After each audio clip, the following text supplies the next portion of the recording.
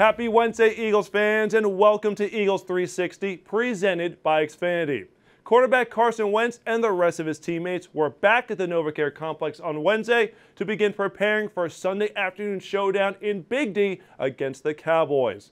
These two teams played less than a month ago in Philadelphia, and the Cowboys emerged victorious. That game started a 4-game win streak to propel the Cowboys to the top of the NFC East. The Eagles, however, can turn the tables and regain the division lead with a win on Sunday. Over the past few weeks, just because we know what's at stake, we can't really take any more losses. Division opponents. This is a big test this week, especially against their defense. I'm up and coming, but yeah, we have guys that are come back from injury, getting healthy, and if there's ever a time to get things right, it's now.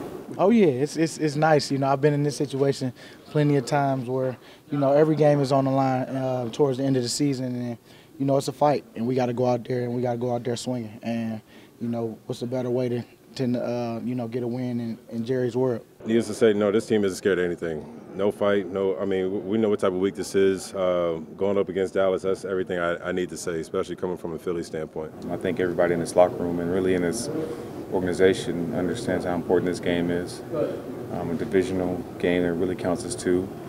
We need this one to get to where we want to go. On Monday night against Washington, the Eagles defense didn't allow a single point in the second half. In fact, they allowed just 36 yards in that time span. That wasn't the case against the Cowboys, as the Eagles allowed 14 points in the final quarter of the 27-20 loss. Ezekiel Elliott had 151 rushing yards and 2 total touchdowns, including the game winner. As good as Zeke is, defensive coordinator Jim Schwartz warns that there's more to Dallas's offense than the all-pro running back. They're not a one-trick pony.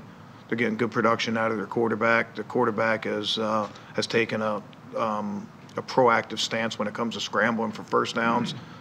Thanksgiving game, the New Orleans game.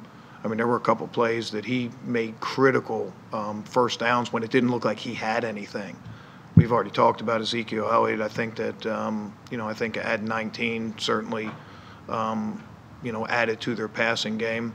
So it's one of those teams. You put too much emphasis on Ezekiel Elliott, all of a sudden Cooper's making a lot of plays down the field, or Beasley's making a lot of plays on the third down game. If you don't account for the quarterback, he has the ability to move, and even if you get everybody else covered. So I think that's probably been the biggest thing that's come out of the last couple of weeks. Well, Zeke is patient. He stays square at the line, and he waits till he gets a hole, and then he's downhill. His bursts. And you got to make sure that you stay in your lane. I mean, stay in your gap, and make sure that you tackle him, because we missed a couple of tackles last game. And just make sure you get him on the ground. Elliott is just so strong.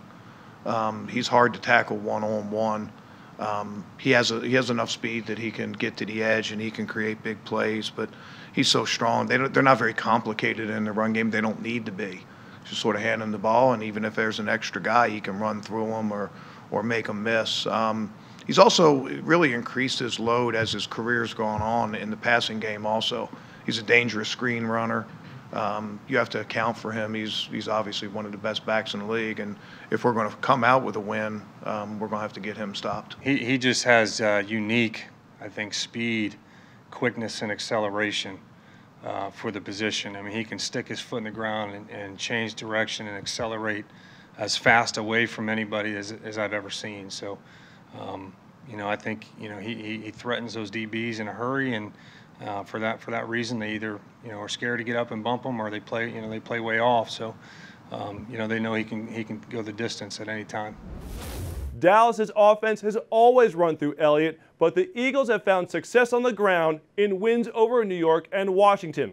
Rookie Josh Adams has emerged as a lead runner with back-to-back performances of 80-plus yards. The offensive line is, however, playing its best football this season, and Lane Johnson, who is not in the lineup for the first meeting, is primed for the rematch. Yeah, I mean, they have a really good linebacking core. Like to go downhill. Marcus Lawrence is one of the best ends in the league. Randy Gregory's coming on, and good secondary, so we'll have our work cut out for us.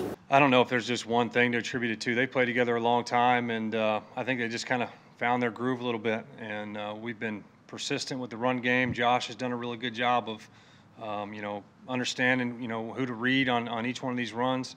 The guys are doing a heck of a job of creating lanes, and if there's not a lane there, there's been enough times where the backs have done a good job of creating on their own and getting more out of it than you might have thought initially. So I think it's a combination of things.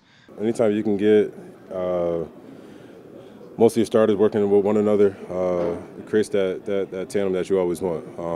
Creating great B blocks, smashing the stacks as we call it, getting up to the second level is definitely primary in the run game. So you know, we can keep that, you know, flowing into Dallas, you know, this week. It's definitely huge for us. Smashing the stacks. I love it. Let's check out what's coming up on the menu, presented by Moroso's. Quarterback Carson Wentz addresses the media Thursday afternoon. We will bring that to you live.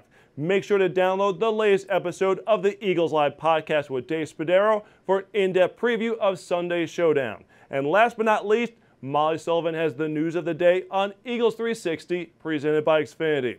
Until then, I'm Chris McPherson. Thanks for joining us, and have a great Eagles night, everyone.